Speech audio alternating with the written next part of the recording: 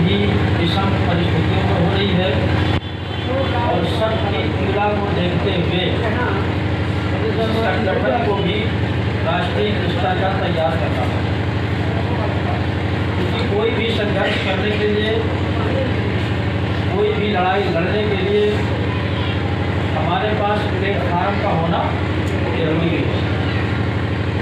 जैसे साधन तमाम चलते हैं, उनमें भी एक स्टेशन बना होता है, चाहे बस स्टेशन हो, अगर वो प्लेटफार्म न हो तो सवारी को पता नहीं रहता कौन सी गाड़ी कहाँ रुकेगी, कहाँ से रुकेगी। इसलिए संगठन आवश्यक है। और अभी सब लोगों ने अपने अपने हिसाब से अपना अपना सुझाव दे दिया है। मैं आज ज़्यादा बात नहीं करूँगा, बहुत कम समय में बात को खत्म करूँगा, क्योंकि जिसलिए हम आप लोग बैठे हैं, पाम्पलेट तो मैंने सबको दे दिया है, पढ़ भी लिया होगा। जो एक उद्देश्य है 30 तारीख के कार्यक्रम को सफल बनाना, बस पूरा का पूरा दिमाग इसमें लगना चाहिए सबको। तो मेरी जो प्लानिंग है साथियों, शुरू से जब मैंने संघर्ष किया तो जो लोग बराबर आ रहे हैं उनको मालूम है कैसे किया गया। कोई प्लेटफार्म नहीं था, कोई भी संगठन हमारे साथ नहीं था। उसके बाद भी मैं सबकी पीड़ा को देख करके एक समूह बनाया और बैठक शुरू कर दिया। सबने दम भरने का काम किया, साहस भरने का काम किया। आज की स्थिति ये है कि हमको कोई ना कोई प्लेटफार्म मिल गया है और उस प्लेटफार्म के तहत भारत सरकार का बनाया हुआ कानून मिल गया है, जिसके तहत हमारी आपकी सारी पीड़ा दूर हो जाए। और वो समय भी बिल्कुल करीब आ गया है। तो मैं कुछ पॉइंट है उन पर बात करूँगा। अभी तमाम लोग चर्चा कर रहे थे, तमाम कंपनी आयु पैसा लेकर के चली गई, किसी को कोई पैसा नहीं मिला। वास्तव में बात सही है, मिला किसी को नहीं मिला। लेकिन एक बात और है इसमें, जिस तरह से आज संघर्ष हो रहा है, बैठक हो रही है, संगठन बन गया है, तमाम पीड़ाएं पेपर में आ रही, न्यूज में आ रही, चैनल में आ रहा है, ऐसा पहले कभी नहीं हुआ। जब कंपनियां पैसा लेके चली गई तो संघर्ष भी नहीं हुआ। और इसके पहले भारत सरकार के पास कोई कानून भी नहीं था। तो आज हमारे सामने दिख रहा है ये कानून भी नहीं था। तो संघर्ष किसके बलबूते करे, आगे किसके पास जाए? कोई मुखिया नहीं था संघर्ष करने वाला। आज तो सब तरह का साधन उपलब्ध हो गया है, संगठन भी, कानून भी, लोग भी। हम आप एकजुट रहें, आवाज़ उठाना चाहते हैं, इसलिए ये लड़ाई बहुत आगे बढ़ रही है। निश्चित तौर पर हर मीटिंग में बता देता हूँ कि जो बंदा काम करेगा,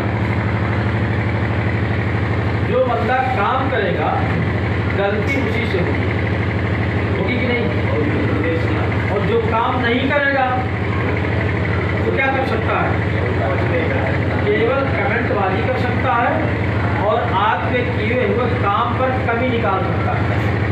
बस ये दो काम कर सकता है, बाकी उसको कोई ज्ञान नहीं होता। ज्ञान इसलिए नहीं है कि उसने कभी कोई काम ही नहीं किया, कभी कोई संघर्ष ही नहीं किया। अभी ये रजिस्टर उठा दीजिए, मैं यही पे कमी बता दूँ, हमारी आपकी ही कमी होगी कहीं से। इसमें 100 के ऊपर संख्या चल रही है, 107 बार।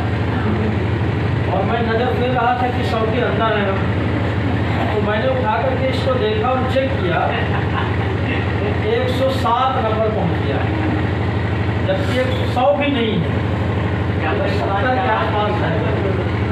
यहाँ पर गलती क्या हो गई है, 54 नंबर पे हमारे रामदीन जी अमौरा से आए, देर में आए, कहाँ बैठे हुए। इसके बाद हमारे छेदीलाल जी हैं अमौरा से, 54 नंबर पे ये है। और छेदीलाल ने सोचा कि यार हम बहुत पीछे होके जा रहे हैं, तो इन्होंने 95 नंबर डाला।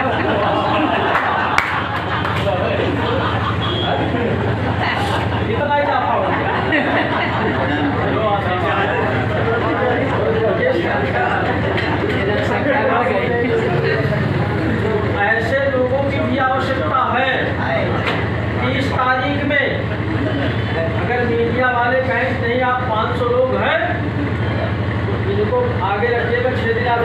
5,000 है हमारे रजिस्टर गिनती है।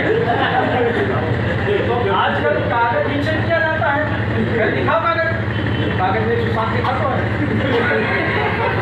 तो हर तरह के मंदिर की संगठन में आवश्यकता होती है संगठन में, लेकिन इन सब चीज़ों को हमको आपस में छींटाकशी नहीं करना।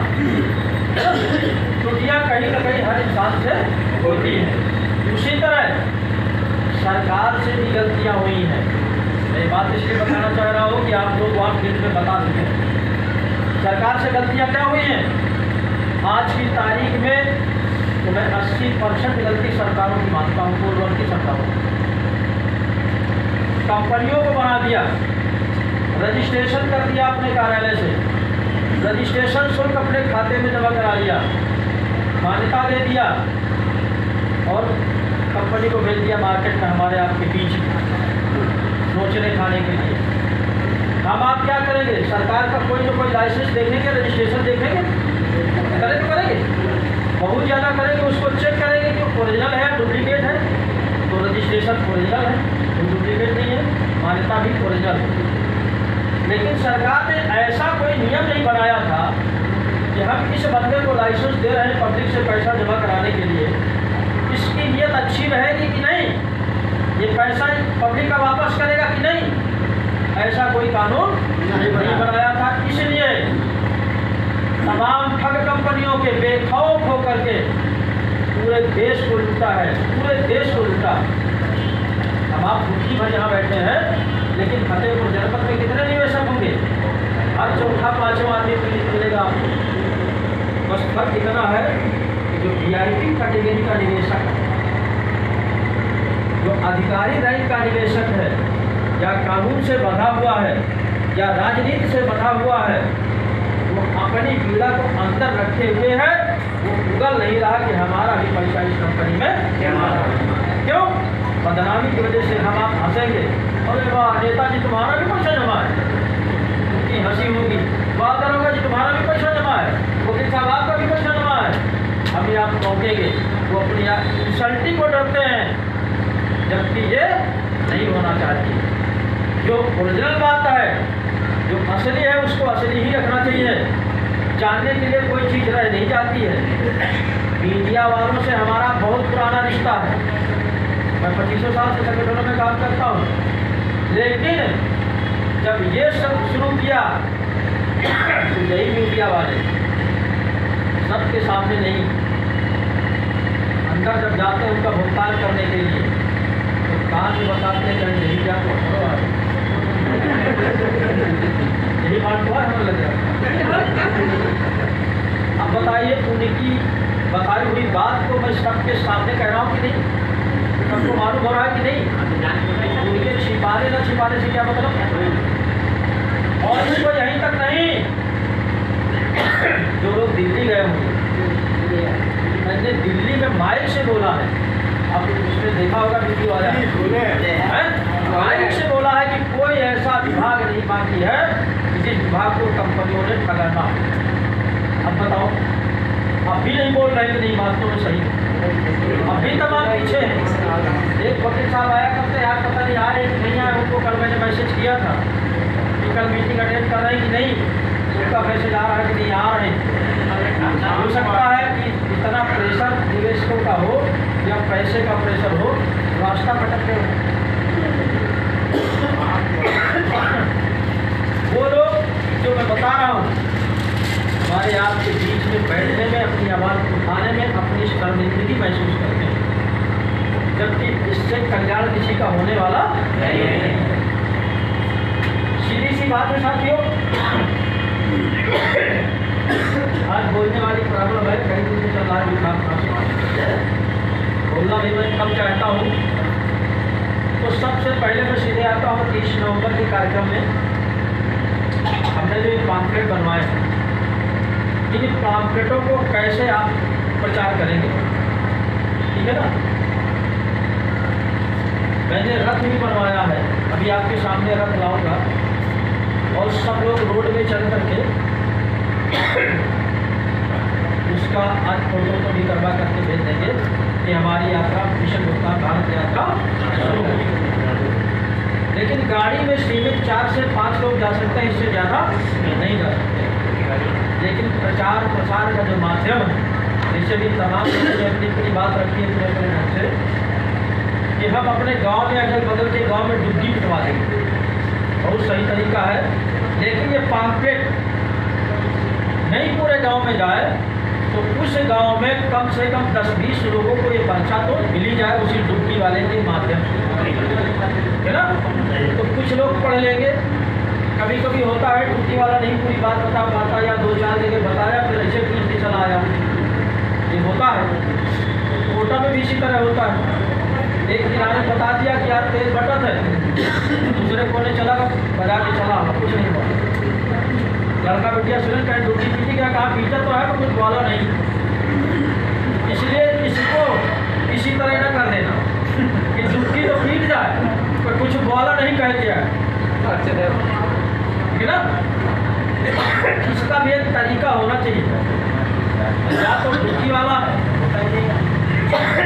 मैं तो ये कहूँगा कि संभव हो तो आजकल हर गांव में माइक की व्यवस्था है कि नहीं है। वो माइक बांध करके कोई पढ़ा लिखा व्यक्ति या कंपनी वाला ही व्यक्ति जो अच्छी तरह से जानता है इसके बारे में के बारे में या कि इसका कार्यक्रम है, तो वो गाड़ी में बैठ करके बाइक में ही मोटरसाइकिल में ही 2-4 गाँव घूम के अनाउंस कर दे। डुग्गी की भी आवश्यकता नहीं है। मैं चाहता हूँ कि अगर एक गांव में 2-3 जगह वो खड़े होकर के बोल देगा तो सारे गांव में आवाज़ हो जाएगी। नहीं जो लोग इस तरह कर सकते हैं, बाकी जिनके पास ये व्यवस्था नहीं है तो डुग्गी का भी माध्यम अच्छा है। उसमें तो और लोग पूछने लगते हैं और कहें क्या है ना, तो ये दोनों तरीके आप कर सकते हैं।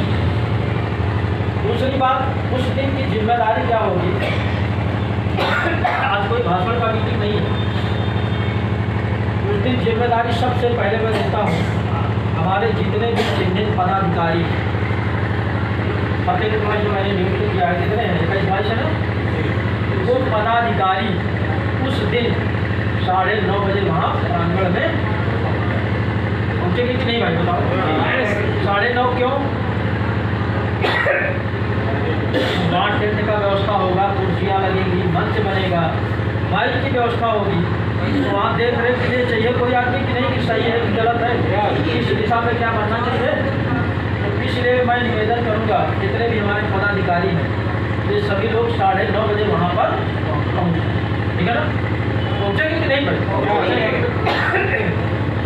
दूसरी बात एक और है, जितने भी कंपनी से संबंधित लोग यहाँ हैं या आते हैं वो सभी लोग अगर पदाधिकारी हैं तो अपना नाम लिखेंगे और अपनी कंपनी का अपने सहयोगियों के साथ इस तरह का अपना अपना बैनर बनवा लेंगे। क्यों ठीक रहेगा कि नहीं है।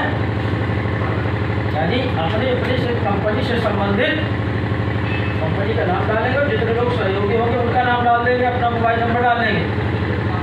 और ज़्यादा रोचकता लाना है फोटो भी लगा दीजिए। इसमें कुछ लोग डरते होंगे कि यार ये लगा तो हमें पास दूसरा फोन ना होगा पुलिस वालों के या मीडिया वालों के। मैं मीडिया वालों के अंदर घुस गया हूँ और अब मेरी प्लानिंग है पुलिस वालों के अंदर घुसने की। अगर आप सबका समर्थन आपको सबसे ज़्यादा हमारे कार्यकर्ता को भय किससे है ना, वो भय मैं आप सबका दूर करना चाहता हूँ 30 तारीख के बाद का। और कुछ पुलिस अधिकारियों ने जो हमारे कार्यकर्ताओं के साथ बदतमीजी किया है मुझे मालूम है, मैंने चिन्हित कर लिया है। उनको भी मैं बाई माइक समझाने का उसी दिन प्रयास करूँगा और समझाने का ही नहीं अगेंस्ट उनको धमकी भी देने का काम करूँगा। हमको डरना दबना कहीं से 1% नहीं है। आपको कोई कोतवाल या थानेदार पुलिस वाला अगर ले भी जाए थाने में भी आपको डरना नहीं, 1% नहीं डरना। जिस तरह वो बात करे उसी तरह बात करिए आप, बिल्कुल सीधे सीधे और वो दरोगा सिपाही कोई भी आपका कुछ भी नहीं कर पाएंगे, मेरा दावा। ये कानून में एजेंट कहीं दूर दूर से नहीं मिलता, और एजेंट के लिए हमारा महाराष्ट्र का हाई कोर्ट, छत्तीसगढ़ का हाई कोर्ट, राजस्थान का हाई कोर्ट ये आदेश कर चुका है पूरी तरह से कि एजेंट हमारा पूरी तरह से निर्दोष है। ये क्या जाने दोषी ठहराना हमको, ठीक है ना। इससे किसी को भयभीत होने की आवश्यकता नहीं है। कुछ लोग अभी हैं तो भाई साहब भी आ गए हैं, देखो थाने से गुजर करके ही आए होंगे, आ जाइए सर, आ जाइए।